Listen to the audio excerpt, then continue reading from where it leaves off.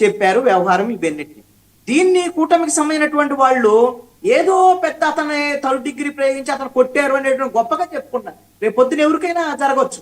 ఎప్పుడైనా సరే చట్టం కానీ రాజ్యాంగం కానీ వ్యవస్థలన్నీ కూడా తమ పని తను మాత్రమే చెయ్యాలి.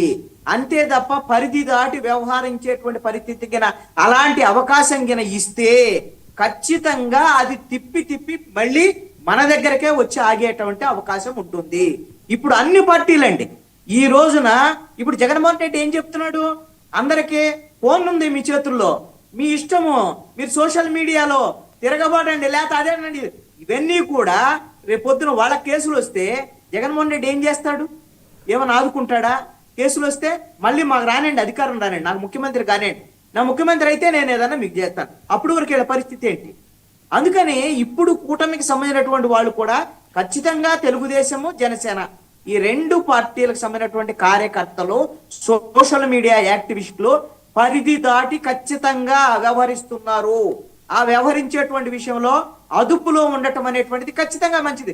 దీంట్లో శేఖర్ రెడ్డి గారో లేకపోతే సజ్జా అజయ్ గారో వీళ్ళే బాధితులు కాదు, నేను కూడా బాధితున్నే, మేము బాధితులమే. ఎవరు? ఎందుకంటే ఎవరు కూడా ఎవరికి వ్యతిరేకంగా మాట్లాడటానికి ఒప్పుకోవటం లేదండి. ఇక్కడ నేను పవన్ కళ్యాణ్కి సంబంధించినటువంటి విషయాల మీద అనేకమైనటువంటి తప్పులను ఎత్తి చూసినప్పుడు మాకు ఫోన్లు చేసి నేరుగా రోజుకు 300-400 ఫోన్ కాల్స్ వాళ్ళ గ్రూపుల్లో ఫోన్ నెంబర్ పెట్టి వీడంతు చూడండి అని మరి ఆ విధమైనటువంటి పరిస్థితి బెదిరించి తిట్టేటువంటి పరిస్థితి ఉంది అంటే ఇంకా మాట్లాడకూడదా? ఎవరు ఏ సమస్యని ఎత్తి చూపకూడదా?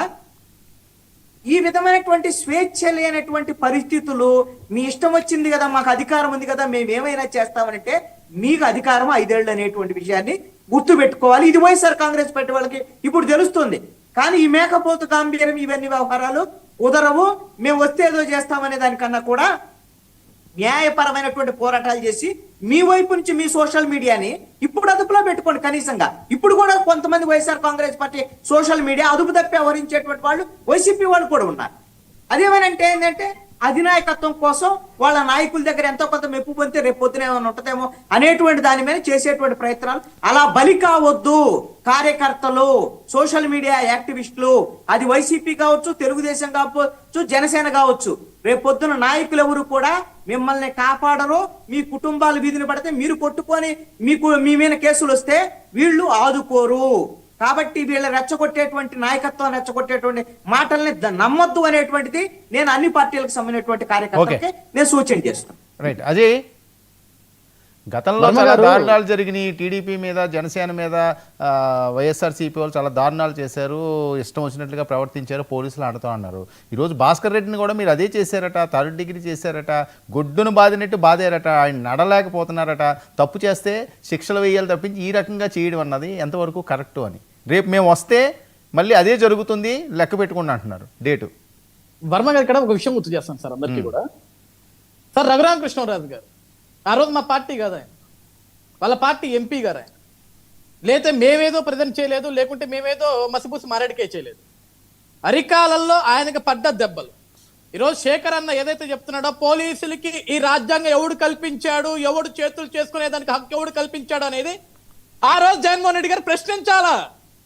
ఒక ఎంపీని ఇష్టానుసారంగా విపరీతంగా కొట్టి సార్ లాస్ట్కి మెడికల్ రిపోర్ట్స్ కూడా తేల్చి చెప్పినాయి. ఆ రోజులు ఎవరు మాట్లాడలా.